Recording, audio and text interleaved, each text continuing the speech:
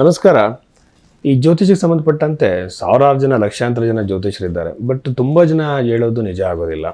ಇದು ನಿಜವಾದ ಜ್ಯೋತಿಷಿ ಯಾರು ನಾಲೆಡ್ಜ್ ಇದೆ ಅಂತೇಳಿ ನಮಗೆ ಕನ್ಫ್ಯೂಸ್ ಆಗ್ತಿರುತ್ತೆ. ಭಾಳಷ್ಟು ಜನ ಇಲ್ಲಿ ಮೋಸ ಹೋಗ್ತಾರೆ.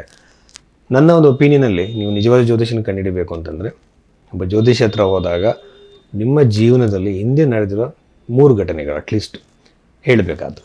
ಹೇಗೆ ಹೇಳೋದು ಅಂದರೆ ಟೈಮಿಂಗ್ ಸಮೇತವಾಗಿ, ಅಂದರೆ ಈ ಆಯಾ ಒಂದು ಕಾಲಘಟ್ಟದಲ್ಲಿ ಆ ಟೈಮ್ ಪೀರಿಯಡಲ್ಲಿ ಆಯಾ ಮಂತ್ಗಳಲ್ಲಿ ಈ ಥರ ಆಗಿರೋ ಸಾಧ್ಯತೆ ಇದೆ ಅಂತ ಹೇಳಿದ್ರು ಹೇಳಬೇಕಾಗತ್ತೆ. ಇದರಿಂದ ನಮಗೊಂದು ನಂಬಿಕೆ ಬರುತ್ತೆ, ಭವಿಷ್ಯ ಕೂಡ ಅವರು ಹೇಳ್ತಾರೆ ಅಂತೇಳಿ. ಒಂದೊಂದು ಸಲ ನಾವು ಕೊಟ್ಟಿರೋ ಬರ್ತ್ ಟೈಮ್ ಸರಿ ಇರೋದಿಲ್ಲ. ಆ ಬರ್ತ್ ಟೈಮ್ನ ಅವರು ರೆಕ್ಟಿಫೈ ಮಾಡಬೇಕು. ಅಂದರೆ ಲಗ್ನವನ್ನು ಬದಲಾವಣೆ ಮಾಡಿ. ಯಾಕೆಂದರೆ ಲಗ್ನದಿಂದಲೇ ಕೂಡ ನಾವು ಭವಿಷ್ಯವನ್ನು ಹೇಳೋಕ್ಕೆ ಸಾಧ್ಯ. ಲಗ್ನದಲ್ಲಿ ಬದಲಾವಣೆ ಮಾಡೋದಕ್ಕೋಸ್ಕರ ನಿಮ್ಮ ಜೀವನದಲ್ಲಿ ನಡೆದ ಘಟನೆಗಳನ್ನ ನೋಡಿ ತಿದ್ದಿ ನಿಮ್ಗೆ ಈ ಲಗ್ನ ಅಂತ ಕಂಡುಹಿಡಬೇಕು. ನೀವು ಕೊಟ್ಟಿರೋ ಟೈಮನ್ನೇ ಹಾಕಿ ನಿಮ್ಮ ಜಾತಕವನ್ನು ಹೇಳೋದು ಅಷ್ಟು ಸರಿಯಲ್ಲ. 3ನೇದು ಪರಿಹಾರ ಹೇಳುವಾಗ ಬೃಹತ್ ಪರಾಶರ ಹೊರಶಾಸ್ತ್ರದಲ್ಲಿರುವಂತಹ ಪರಿಹಾರವನ್ನು ಹೇಳಬೇಕಾಗುತ್ತೆ. ಆ ಪೂಜೆ, ಈ ಪೂಜೆ, gem stones, numerology, tarot card, ಕರಂಗುಲಿ ಮಾಲ, ಆಮೇಲೆ ದೊಡ್ಡ ದೊಡ್ಡ ಹೋಮಗಳನ್ನು ಸಜೆಸ್ಟ್ ಮಾಡ್ತಿದ್ರೆ ಇದು ನಿಜವಾದ ಜ್ಯೋತಿಷ ಪದ್ಧತಿ ಅಲ್ಲ.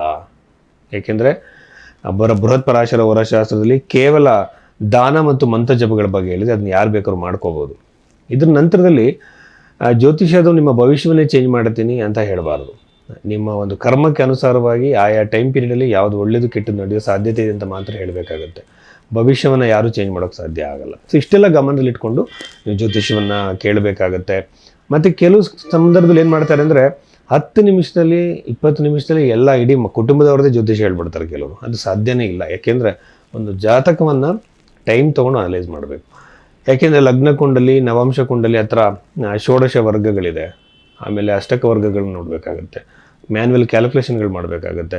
ಸಾಫ್ಟ್ವೇರ್ ಇದ್ದರೂ ಕೂಡ ಬಹಳ ಟೈಮ್ ಹಿಡಿಯುತ್ತೆ. ಸೊ ಇದನ್ನು ಗಮನದಲ್ಲಿ ಇಟ್ಕೋಬೇಕು. ಗ್ಲ್ಯಾನ್ಸ್ ಮಾಡಿದ ತಕ್ಷಣವೇ ಯಾರು ಕೂಡ ಜಾತಕವನ್ನು ಹೇಳೋಕ್ಕೆ ಸಾಧ್ಯ ಇಲ್ಲ. ಸೊ ಇಷ್ಟು ಗಮನದಲ್ಲಿ ಇಟ್ಕೊಳ್ಳಿ. ಹಾಗೆಯೇ ರಾಶಿ ಭವಿಷ್ಯವನ್ನು ಹೇಳುವಾಗ ಬಹಳಷ್ಟು ವಿಚಾರಗಳನ್ನು ಗಮನಿಸಬೇಕಾಗತ್ತೆ. ಇಲ್ಲಿ ಮಂತ್ರೇಶ್ವರನ ಫಲದೀಪಿಕೆ ಗ್ರಂಥವನ್ನು ನಾನು ಆಧಾರವಾಗಿ ಹೇಳ್ತೀನಿ. ಇಂಡಿಕೇಶನ್ಸ್ ಮಾತ್ರ.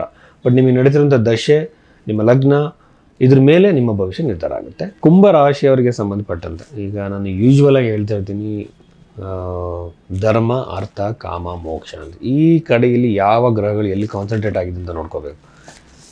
ಇಲ್ಲಿ 2ನೇ ಮನೆಯಲ್ಲಿ ಜಾಸ್ತಿ ಗ್ರಹಗಳಿದ್ದಾವೆ. ಅಂದರೆ 2ನೇ ಮನೆಯಲ್ಲಿ ಸ್ಟ್ರಾಂಗ್ ಗ್ರಹ. ಅದರ ಜೊತೆಯಲ್ಲಿ ರಾಶಿಯಲ್ಲಿರುವಂಥ ಒಂದು ರಾಹು ಗ್ರಹ ಯೂಶ್ವಲಾಗಿ ನಿಮ್ಮ ಮನಸ್ಸಲ್ಲಿ, ನಿಮ್ಮಲ್ಲಿ ಆಂಗ್ಸೈಟಿ ಪ್ರಾಬ್ಲಮ್ ಇದೆ ಅಂದ್ಕೊಳ್ಳಿ. ಈಗ ನಿಮಗೆ ಯೂಶ್ವಲ್ ಆತಂಕದ ಸ್ವಭಾವ ಇದೆ, ಇದು ಇನ್ನೂ ಜಾಸ್ತಿ ಮಾಡುತ್ತೆ. ಉಲ್ಬಣ ಮಾಡುವಂತಹ ಸಾಧ್ಯತೆಗಳು ಜಾಸ್ತಿ ಇರುತ್ತೆ. ರಾಹು ಕುಟುಂಬದ ಸ್ಥಾನವನ್ನು ನೋಡ್ತಿರೋದ್ರಿಂದ ಮ್ಯಾರಿಟಲ್ ಲೈಫಲ್ಲಿ ಇಶ್ಯೂಸು, ಕಿರಿಕಿರಿ, ಪಾರ್ಟ್ನರ್ಶಿಪ್ಪಲ್ಲಿ ಸಮಸ್ಯೆ, ನೀವು ಗಂಡ ಹೆಂಡತಿ ಜಗಳ ಆಗಿ ಮತ್ತೆ ದೂರ ಆಗೋದು, ಮತ್ತೆ ಹತ್ರ ಆಗೋದು, ಈ ಥರ ಸಮಸ್ಯೆಗಳು, ಲೈಫಲ್ಲಿ ಪಾರ್ಟ್ನರ್ಶಿಪ್ಪಲ್ಲಿ ಬಿಸ್ನೆಸ್ ಮಾಡಿ ಅವರಿಂದ ನೋವು ಆಗುವಂಥ ಸಾಧ್ಯತೆಗಳು ಹೆಚ್ಚಾಗಿರುತ್ತೆ. ಭಾಳ ಕೇರ್ಫುಲ್ಲಾಗಿರಬೇಕು. ನಾನು ಎಲ್ಲರೂ ಸಜೆಸ್ಟ್ ಮಾಡೋದೇನೆಂದರೆ, ಮದುವೆ ಆಗಿರ್ಬೋದು, ಪಾರ್ಟ್ನರ್ಶಿಪ್ ಬಿಸ್ನೆಸ್ ಅದು ಮಾಡ್ಬೇಕಾದ್ರೆ ಇವ್ರು ನನ್ನ ಸ್ನೇಹಿತ ಅಂತನೋ ಅಥವಾ ಗೊತ್ತಿರೋ ಅಂತ ನಾವು ಮದುವೆ ಆಗ್ಬಿಡ್ತೀವಿ, ಅಥವಾ ಸ್ನೇಹಿತ ಅಂತ ಬಿಸ್ನೆಸ್ ಮಾಡ್ತೀವಿ. ನಾವು ಅಲ್ಲಿ ನಮಗೆ ಫಸ್ಟ್ ಮಾಡೋ ತಪ್ಪೇ ಅದು. ನಾವೊಂದು ಬಿಸ್ನೆಸ್ ಮಾಡುವಾಗ ಆ ಬಿಸ್ನೆಸ್ಗೆ ಆ ವ್ಯಕ್ತಿ ಸೂಟೇಬಲ್ಲ, ಅದು ಮುಖ್ಯ ಆಗುತ್ತೆ. ನಾವು ಹತ್ತಿರದವ್ರನ್ನ ಸಂಬಂಧಿಕರನ್ನ ಮಾಡ್ಕೊಳ್ತೀವಿ, ಅವ್ರಿಗೆ ನಮಗೆ ಹೇಳೋಕ್ಕಾಗಲ್ಲ, ಅವ್ರು ಬೇಜಾರಾಗ್ತಾರೆ ಅಂಥೇಳಿ ನಾವೇನು ಮಾಡ್ತೀವಿ, ಬಿಸ್ನೆಸ್ ಕೊಲ್ಯಾಪ್ಸ್ ಆಗುತ್ತೆ. ಮತ್ತು ಕೆಲವರು ಮೋಸಗಾರರು ಸೇರ್ಕೊತಾರೆ ಸಂಬಂಧಗಳಲ್ಲಿ, ಹತ್ತಿರದಲ್ಲಿ ಅವ್ರು ನಮಗೆ ಗೊತ್ತಿಲ್ಲದೆ ಬಿಸ್ನೆಸ್ಸಲ್ಲಿ ಮೋಸ ಮಾಡ್ತಿರ್ತಾರೆ. ಅದನ್ನು ನಾವು ಕೇಳೋಕ್ಕಾಗಲ್ಲ. ಮತ್ತು ಕೆಲವರು ಪಾರ್ಟ್ನರ್ಶಿಪ್ಪಲ್ಲಿ ಅಗ್ರಿಮೆಂಟ್ ಮಾಡ್ಕೊಳ್ಳಲ್ಲ, ಫರ್ಮ್ನ ರಿಜಿಸ್ಟ್ರೇಷನ್ ಮಾಡ್ಕೊಳ್ಳಲ್ಲ. ಈ ಥರ ಇಲ್ಲಿ ಲೀಗಲಾಗಿ ಏನೂ ಮಾಡ್ಕೊಂಡಿರಲ್ಲ. ಹಾಗೆ ನಂಬಿಕೆ ಮೇಲೆ ಮಾಡಿಬಿಡ್ತಾರೆ. ನಂಬಿಕೆ ಮೇಲೆ ವ್ಯವಹಾರ ಮಾಡೋದನ್ನ ಕಡಿಮೆ ಮಾಡಿ. ಜಾತಕಗಳದ ಹೊಂದಾಣಿಕೆ ಪಾರ್ಟ್ನರ್ಶಿಪ್ ಬಿಸ್ನೆಸ್ಸಲ್ಲೂ ಆಗಬೇಕು. ಆನಂತರ ನೀವು ಕೂಡ ಅವ್ರ ಅಭ್ಯಾಸ ಮಾಡಬೇಕು. ಯೋಚನೆ ಮಾಡಿ, ಟೈಮ್ ತೊಗೊಳ್ಳಿ, ಆಮೇಲೆ ಬಿಸ್ನೆಸ್ನ ಮಾಡಿ. ಸೊ ಈಗ ಪಾರ್ಟ್ನರ್ಶಿಪ್ಪಲ್ಲಿ ಕಿರಿಕಿರಿ ಕುಂಭರಾಶಿಯವರಿಗೆ ಬಂದೇ ಬರುತ್ತೆ. ಕೇರ್ಫುಲ್ಲಾಗಿರಿ. ವೈವಾಹಿಕ ಜೀವನದಲ್ಲೂ ಅಷ್ಟೇ. ನಾನು ಇಷ್ಟಪಟ್ಬಿಟ್ಟಿದ್ದೀನಿ, ಅವ್ರು ನೋಡೋಕೆ ಚೆನ್ನಾಗಿದ್ದಾರೆ, ಭಾಳ ಲಕ್ಷಣವಾಗಿದ್ದಾರೆ ಅಂತ ಮದುವೆ ಆಗಿರ್ತೀರ, ಅಲ್ಲಿ ಇಶ್ಯೂಸ್ ಬರುತ್ತೆ. ಜಾತಕದ ಹೊಂದಾಣಿಕೆ ಮಾಡಲ್ಲ. ಜಾತಕ ಅಂತಂದರೆ ಇದು ಯಾವುದೋ ಹಳೆ ಕಾಲದ ಪದ್ಧತಿ ಅಂತಲ್ಲ. ಎವ್ರಿಥಿಂಗ್ ಆ ಸೈಕಾಲಜಿಕಲಾಗಿ ಆ ವ್ಯಕ್ತಿ ಫ್ರಾಡ್ ನೇಚರ್ ಇದೆಯಾ, ಮೋಸದ ನೇಚರ್ ಇದೆಯಾ, ದುರಾಸೆ ಇದೆಯಾ, ಅಥವಾ ಅವನು ಅಗ್ರೆಸಿವ್, ಎಲ್ಲ ಥರ ಸೈಕಾಲಜಿಕಲ್ ಟೆಂಡೆನ್ಸೀಸ್ನ ಅದರಲ್ಲಿ ಹೇಳ್ಬೋದು. ಅಷ್ಟು ಅಕ್ಯುರೇಟ್ ಆಗಿ ಇದನ್ನು ಯಾವ ಸೈಕಾಲಜಿಸ್ಟು ಹೇಳೋಕ್ಕಾಗೋದಿಲ್ಲ.